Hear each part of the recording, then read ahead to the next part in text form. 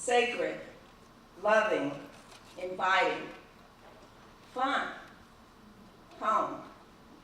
These are words I use to describe my church, the Center for Spiritual Living, Dallas.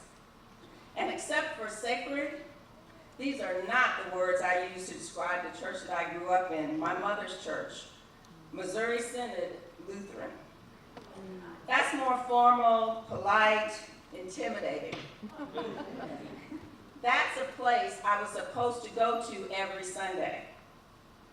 CSL is a place that I want to, that I desire to go to every Sunday and many other days of the week.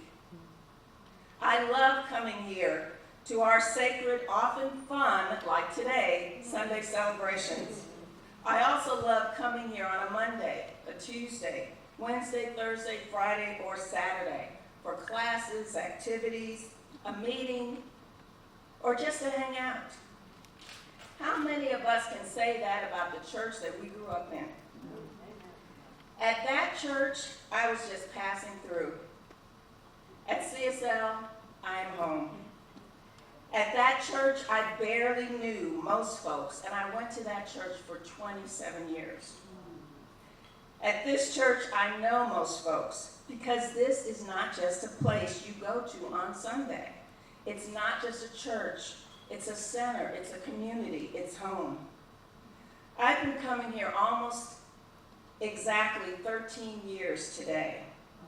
I came back to Dallas for the third time in 1998. I was a producer for CBS News in New York and had transferred to the CBS Dallas Bureau.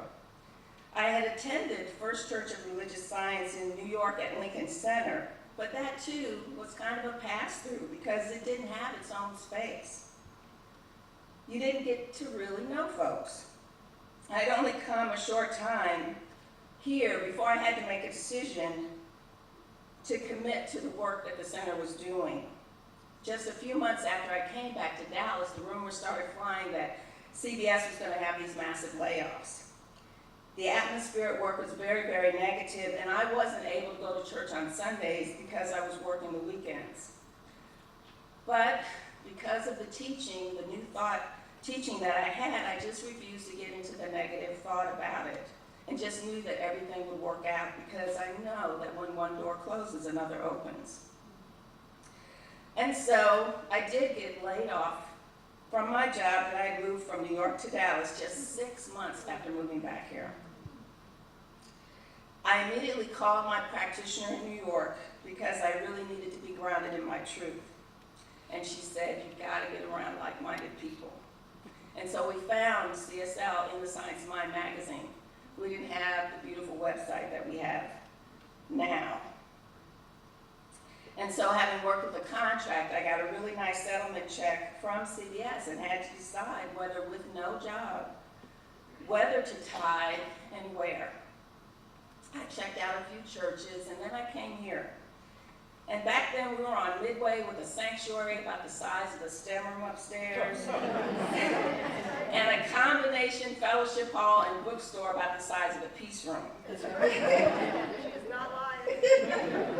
But even then, just as now, I was welcomed warmly and authentically by the friendly folks here. And we still hung out after service, creating community. We had classes and activities. It wasn't long before Petra asked me to do something. She finds out what you do and she pounces.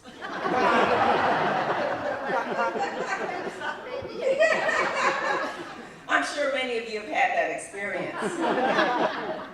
Because Spirit was leading her to grow this community with the community. So I wrote the biggest tithe check of my life back then so far, just after going here a few months. So you have to realize what an impact this center had on me. And then I got involved and helped this community evolve. And what a blessing, a privilege, and pleasure it has been to see CSL's evolution and for me to evolve along with it. Being involved helped me do that. And if I was still working for CBS, I never would have been able to become one of your licensed practitioners because I wouldn't have had the time. I've been flying somewhere every week. And so, being here and seeing how we have manifested this beautiful space and all you beautiful people, for me personally, to have this community and all of you is a blessing in my life. I traveled a lot when I worked for CBS, and many times I went to LA and would not miss going to Agape, Michael Beckwith's church, and just could not understand why there wasn't an Agape in New York. And I have witnessed CSL become like Agape, with that spirit and enthusiasm and community right before my very eyes. I've seen it become a powerful, diverse, exploding with fabulous music and meaningful, mystical messages and fun experiences. There's no telling of the Grinch story in my mother's church.